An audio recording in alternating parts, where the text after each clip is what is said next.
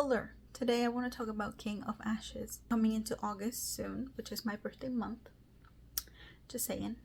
But yeah, anyways, we're coming out of July. King of Ashes is one of the better books that I read this year. When I was trying to see what book I was going to read next in the TBR, right, last year. Surprisingly enough, I didn't hear a lot about the book itself.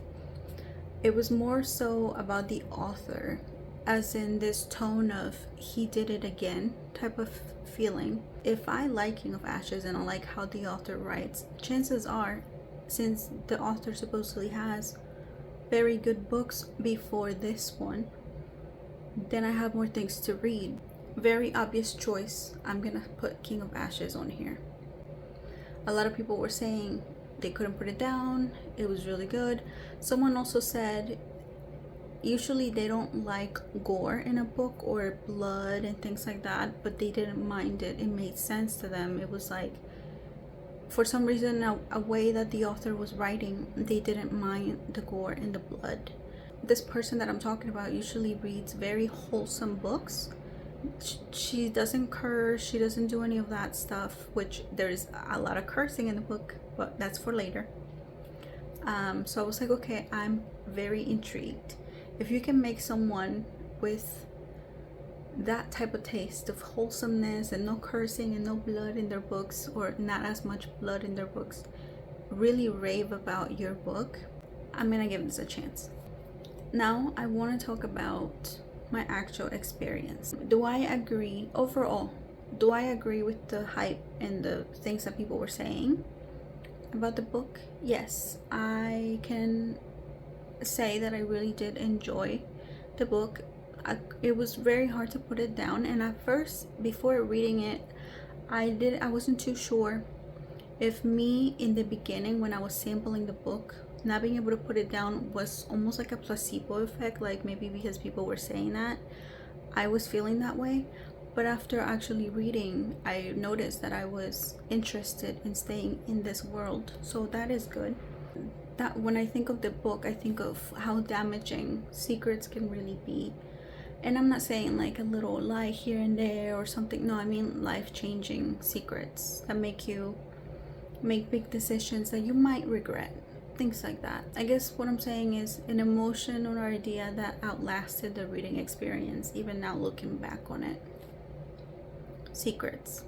Sometimes when I'm reading, either the story sucks me in and I forget that I'm reading about fake people or fictional people. A lot of and see, this is the thing too, when you're reading, a lot of these characters are always going to be based on someone or on some experience or something.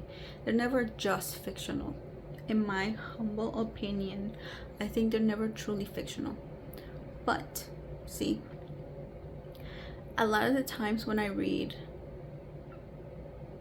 how can I make sense of this without confusing you too much? I was in this world more often than taking out of it. I don't like when I'm reminded that I'm reading, or when a character sounds too unbelievable to where I'm taking out of it. I think maybe that would have happened, but there was always a line of, this is incredible, these things that are happening are incredible, you know, but also it could be possible, it could be real. So I wasn't taking out of the book too much, except for, I noticed, this is my personal thing, I don't like when characters are too prone to saying mean things that they've already said. Like if you've already said something mean, right? And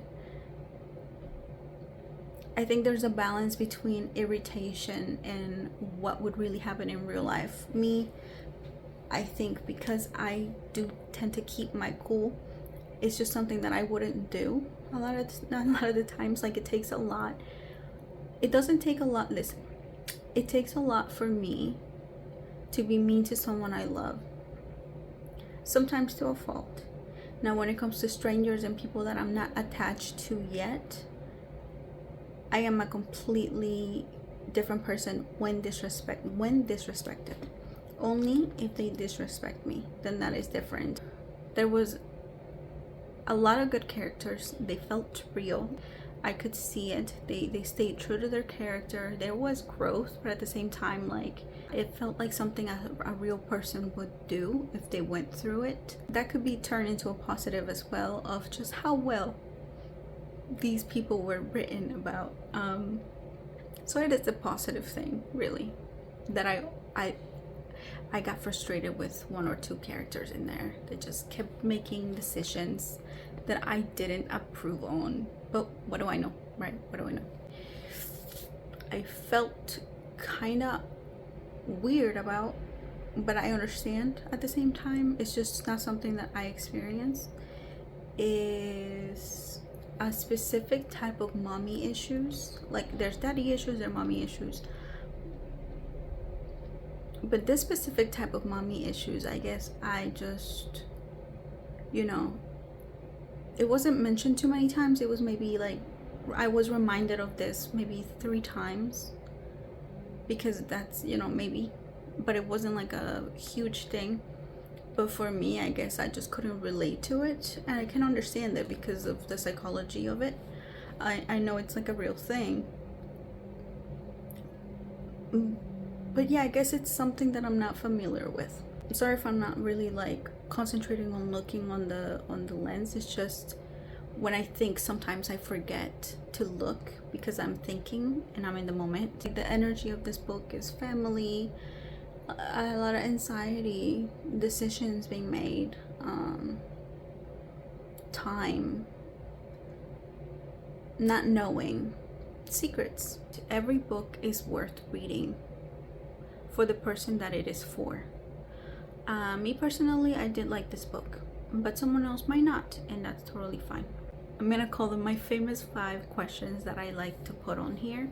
It's just questions that overall, if someone were to ask me, or if I were to ask someone, I would truly know how they feel, and if I want to take on that commitment of time of reading a book, because that is a commitment. Okay, would I read it again? Yes, I would read it again, but it is intense, just so you know. It's not like something to, depending on who you are, I guess, to cuddle up in bed and like grab a cup of tea and coffee. Like, coziness, I think, is a term that looks different for everybody. If your type of coziness is a book that you can maybe binge, that you will find entertaining, something's always happening. Even on the side quest, there's always something happening. Then yeah, it is a cozy book. But if gangster violence and guns is not your coziness definition, then maybe just when you're in the mood for a thriller.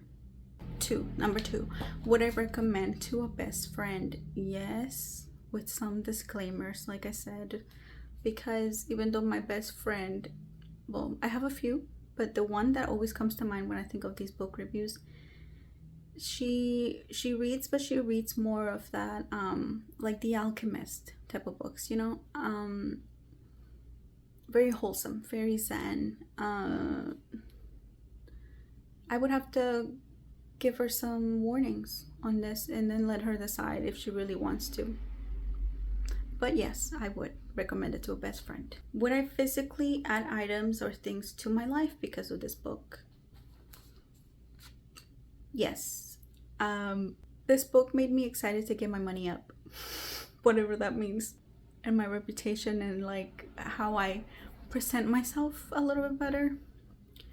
Whatever.